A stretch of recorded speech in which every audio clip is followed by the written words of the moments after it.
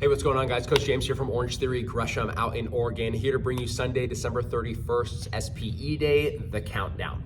This is our final workout of the year as we put a lid on 2023 and make our way into 2024.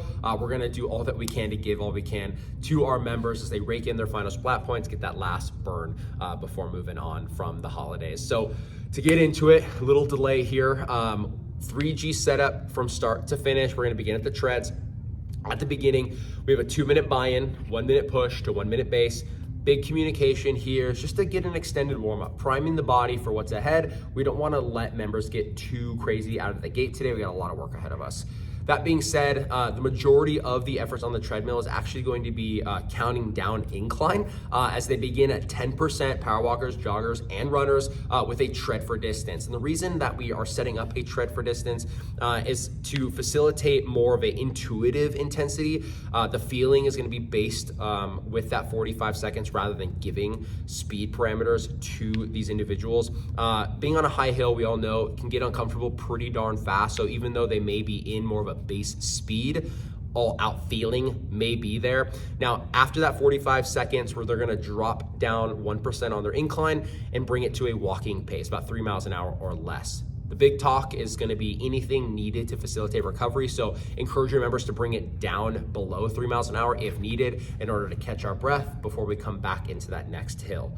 Counting down the block, they're essentially gonna be making their way all the way down to a 1%, which leads them into their flat road 30-second all-out finisher.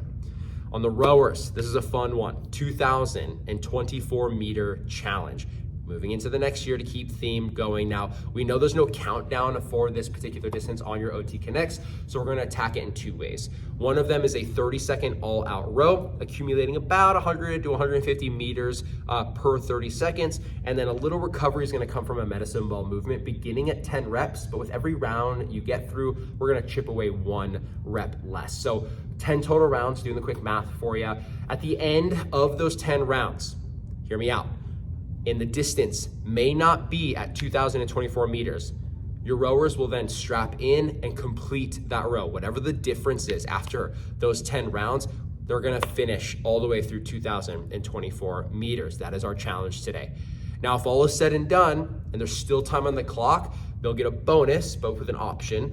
They can either continue to rack up distance and row for time, or they can move into a bodyweight alternating reverse lunge until their finisher, which is a 45-second all-out row. A lot of big distances as they slowly chip away, definitely encouraging form and rhythm through and through. Now, as we look at the weight floor, it is a circuit setup, so members might have a bit more of a breather here, self-paced across 6 total exercises for 15 rounds. We're gonna take it in 2 exercises at a time, and they're gonna alternate chipping away at reps. So here is what I mean.